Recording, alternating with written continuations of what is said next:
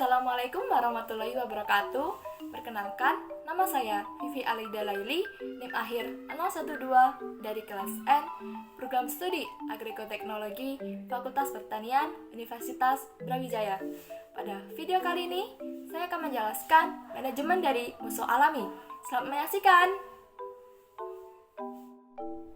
Pengendalian hama terpadu merupakan suatu strategi pengendalian hama yang memadukan berbagai pengendalian yang terpilih dan serasi dengan memperhatikan segi ekonomi, sosial, toksikologi, dan ekologi.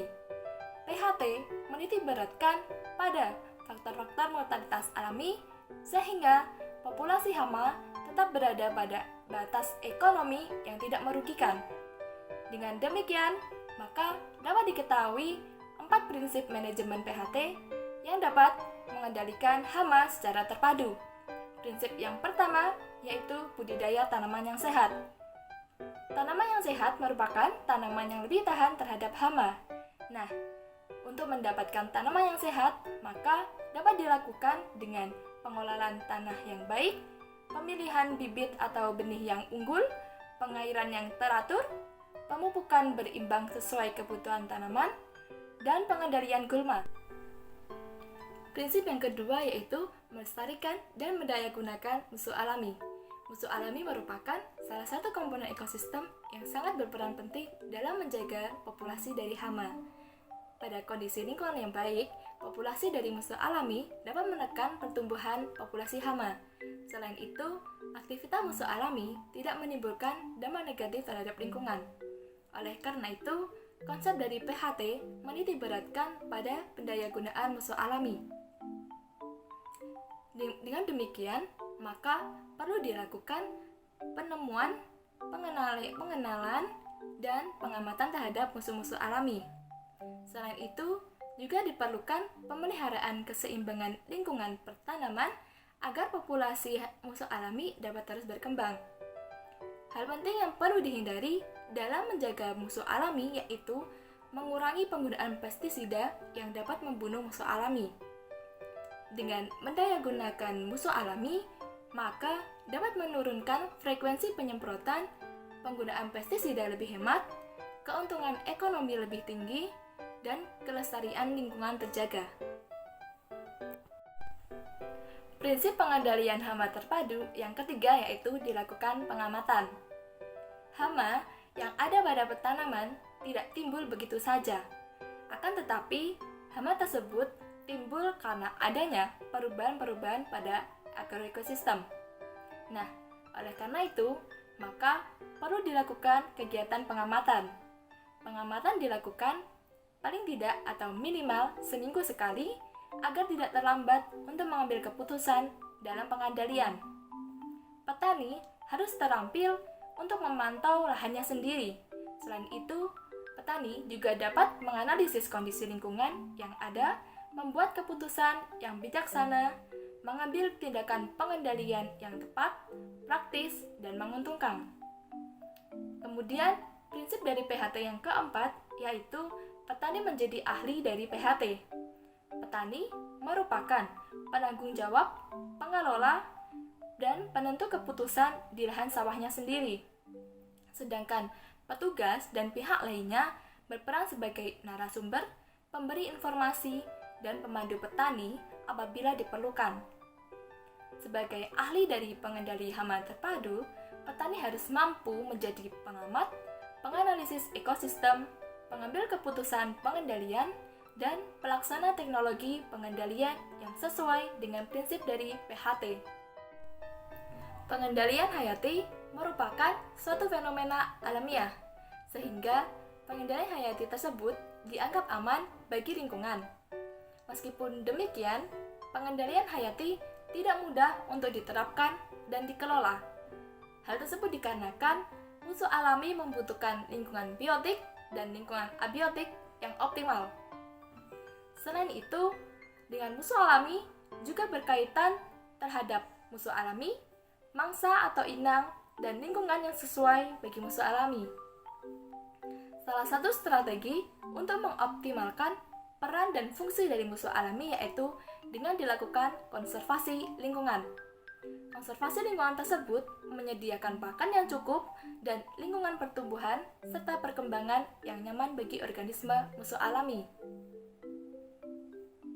Potensi musuh alami untuk mengendalikan hama tanaman dalam suatu agroekosistem dapat ditingkatkan dengan cara memanipulasi habitat dari musuh alami tersebut. Manipulasi habitat dapat dilakukan dengan menanam tumbuhan berbunga. Tumbuhan berbunga tersebut berfungsi sebagai sumber pakan, inang atau mangsa alternatif, dan refugi bagi musuh alami. Gulma atau tanaman utama dapat berperan sebagai sumber pakan alternatif bagi musuh alami.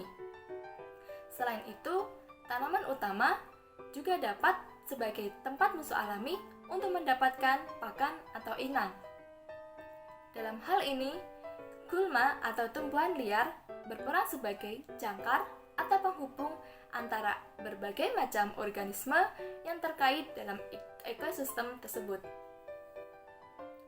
Tumbuhan berbunga menarik kedatangan serangga menggunakan karakter morfologi dan fisiologi dari bunga. Karakter morfologi dan fisiologi dari bunga yaitu ukuran, bentuk, warna, keharuman, parade berbunga, serta kandungan nektar dan polen pada bunga. Kebanyakan dari serangga lebih menyukai bunga yang berukuran kecil, cenderung terbuka, waktu berbunga cukup lama, dan biasanya bunga-bunga tersebut terdapat pada famili Compositae atau Asteraceae. Menanam tumbuhan berbunga di antara tanaman utama atau biasa disebut dengan sistem strip cropping, intercropping, dan alley cropping berfungsi sebagai tanaman perangkap atau sebagai sumber pakan bagi musuh alami. Penanaman bunga cenderung atau harus memperhatikan struktur dan komposisinya.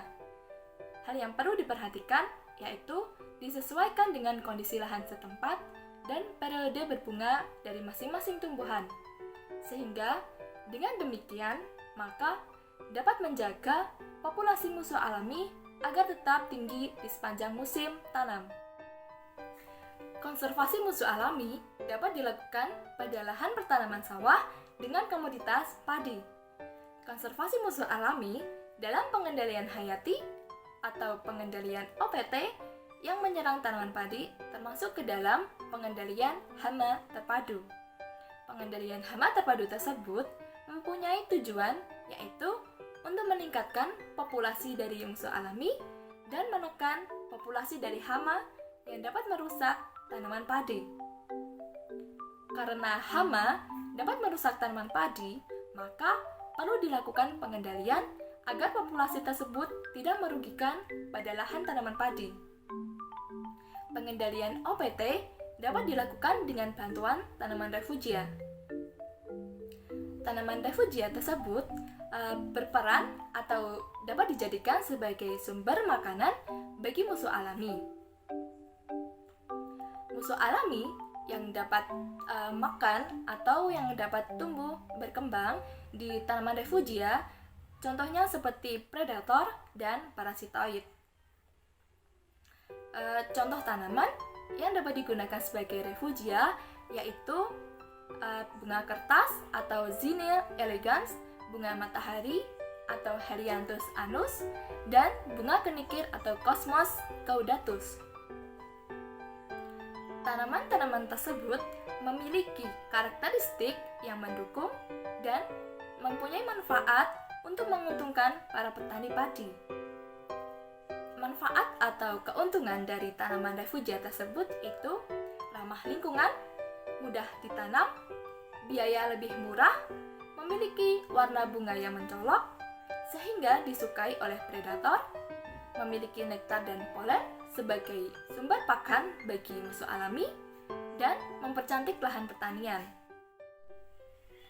Dengan ditanamnya tanaman refugia di sekitar lahan pertanaman, maka dapat ditemukan beberapa musuh alami.